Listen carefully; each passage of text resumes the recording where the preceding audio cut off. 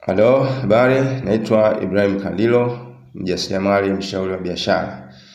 Kama wewe ni mgeni, Kandilo Online tunasaidia wajasiriamali wadogo na wakati kupata wateja wengi mtandaoni. Tunasimamia akaunti za mitandao ya kijamii, tunafanya matangazo ya kusponsor, tunafanya setup nzuri ya akaunti za biashara, tunarusha matangazo ya kusponsor, tunafungua akaunti mpya za biashara, tunafundisha jinsi ya kuuza bidhaa mtandaoni. Tunafundisha jinsi ya kurusha matangazo ya kusponsor. Tunatengeneza matangazo yenye mvuto. Tunatengeneza logo, cover, posters na kadhalika. Kama wewe ni mgeni, basi mbele ya video hii kuna picha. Bofya picha hiyo, kisha bofya kitufe cha subscribe ili next time tunapotoa video za mafunzo kama haya uweze kupata ujumbe wa kutaarifu kuwa tumetoa video mpya. Kwenye video hii tutajifunza jinsi ya kupata walengwa sahihi wa kununua bidhaa au huduma yako mtandaoni. Jinsi ya kuepuka matangazo yanayokupa walengwa wasiokuwa sahihi. Je, unajua kwa nini matangazo yanakupa walengwa wasio sahihi? Baadhi ya ujumbe wa matangazo mengi ya kusponsor mtandaoni hauvutii walengwa. Unakuwa hauna mvuto wa kugusa hisia za walengwa wa bidhaa au huduma. Wajasiriamali wengi wanatangaza bidhaa au huduma bila kuweka ujumbe wa kugusa hisia za walengwa, hivyo kusababisha kupata walengwa wasio sahihi na wasio nunua bidhaa au huduma. Kama unatangaza matangazo hupati wateja wa kununua bidhaa, unatakiwa kuchunguza kwa makini ujumbe wa tangazo lako kama unagusa hisia za walengwa wako. Aina ya ujumbe wenye mvuto kwa walengwa. Unatakiwa kutengeneza ujumbe wa tangazo kwa walengwa. Ujumbe wenye lengo la kugusa hisia za walengwa wako, hasa walengwa wako wa soko lako lengwa la bidhaa au huduma yako. Baada ya kumjua vizuri mlengo wako, kufanya utafiti kujua mlengo wako ni nani, anapenda nini, anataka nini, anahitaji nini, ana changamoto gani inayomkereketa.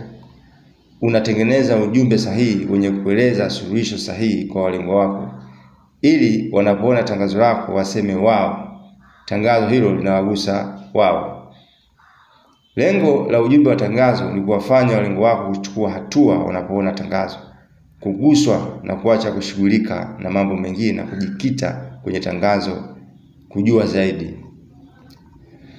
Ujumbe unasababisha kupata walengwa wasio sahihi kwenye matangazo.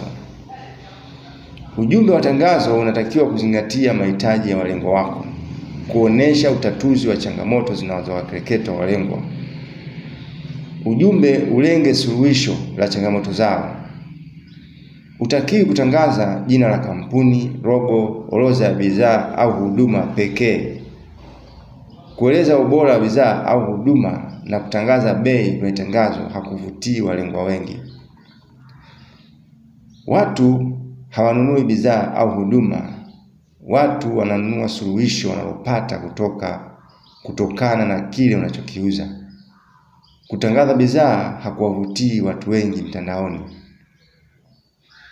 Kutangaza bidhaa au huduma hakuwavutii watu wengi kwa sababu imekuwa kama wimbo kwenye mtandao. Kila mtu anatangaza bidhaa zake.